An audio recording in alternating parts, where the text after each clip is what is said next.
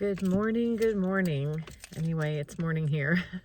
Here I am in the parking lot again, and this morning when I got up early. I'm going to just share, because I said in my last video, keep me accountable, and I'm just gonna admit to you that I failed this morning, kind of. Kind of succeeded, kind of failed, but hey, I asked for accountability and I'm gonna just say it the way it is. I woke up, I didn't get to sleep until like 1 o'clock in the morning. That's late for me. I normally get to sleep by about 11, but I couldn't sleep. I woke up naturally at 6:30, opened up my window blinds and said, yay, I got up. And, I didn't even get up to the alarm. I'm up, so first thing I thought was, okay, that means I'm going to go out for a walk. And did I walk? No, I did not. So where I succeeded was that I actually got up early. Where I didn't succeed is that I didn't leave my apartment and actually go out for a walk. But instead, I used my roller things. I did my back roller thing. My back was hurting a little bit, and I took a really nice long hot bath, and I did get myself started for the day in different ways than I normally do. I did watch a couple of videos, which I said I wasn't going to do in the morning, and got on Facebook, which I also don't want to do. So in some areas I'm improving a little bit, in other areas I still need work. But anyway, that's my report for this morning. I'm not going to report to you every single day, but I will let you know, as things progress. But before I get started, please like and subscribe. Please share my channel. Please comment. Let me know what you think. And I love interacting. So with that, I was going to talk about something I had this like profound subject this morning that I was, as I was exercising and doing my back roller thing, I was going to actually elaborate a bit on the whole thing about fears. And, like what usually happens, I come up with a thought. If I don't write it down, I forget it by the time I get to work. And I didn't want to do a video on my way. So I have no idea what I was going to talk about. Totally forgot. However, this morning on my way here, in quiet solitude, and when I'm driving, a lot of times when I'm driving, that's when I'm visualizing things. And when I talk about visualizing things, I read the book Project 369. I also wanted to give a mention to somebody who I talk about Abraham Hicks a lot, but I don't talk about Dolores Cannon, I believe is her name, Dolores Cannon. I learned a lot from her teachings too. And I know there are some YouTubers that are kind of, following along with her. But some of the things that I learned, especially in the book Project 369, it's just about creating a mindset and visualizing, not visualizing what you want. Manifesting isn't about visualizing what you want. Like, oh, I want this and I want that and I want this. I'm just going to think it and name it and claim it. It's more than that. And I think that Joel Osteen gets criticized a lot for his name it and claim it preaching. A lot of people call him a wolf in sheep's clothing and a false Christian and all these other things, but I kind of understand what he's getting at. It's not just, the Midas touch. Like, you're not just rubbing a genie in a bottle and saying, I want this and I want that, and I'm just going to name it and it's mine. It's not that simple. Actually, it's more simple than that. It's simple and it's not, but what it really means is just living and being who you are. I mean, that's all it is. It's not naming anything and claiming anything. It's not saying this is what I want. It's not even meditating and doing ohms and having to bring yourself into a mindset, oh, feeling this and feeling.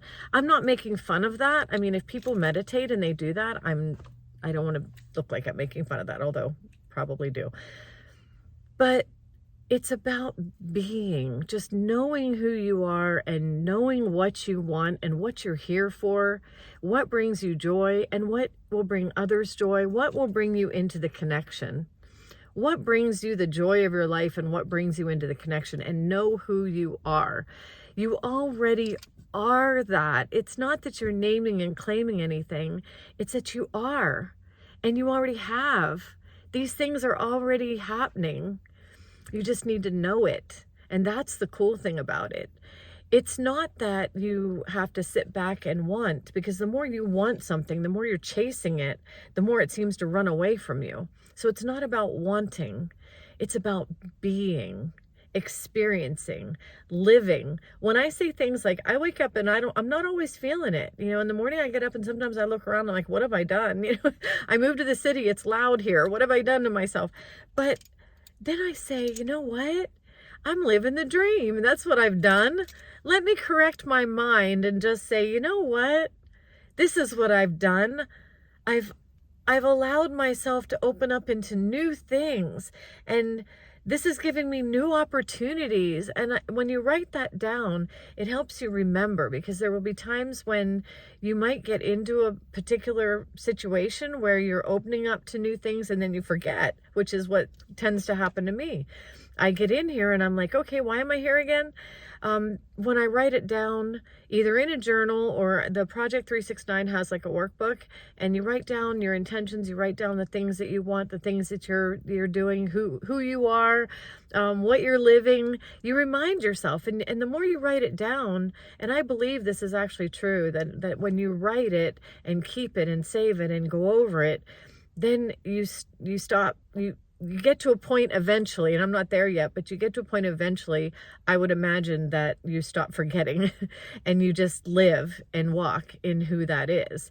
And the vision that I had this morning on my way to work, sometimes I just get lost in daydreams. And that's what the Project 369 book tells you to basically do. That's what meditating is when you're just lost in a daydream.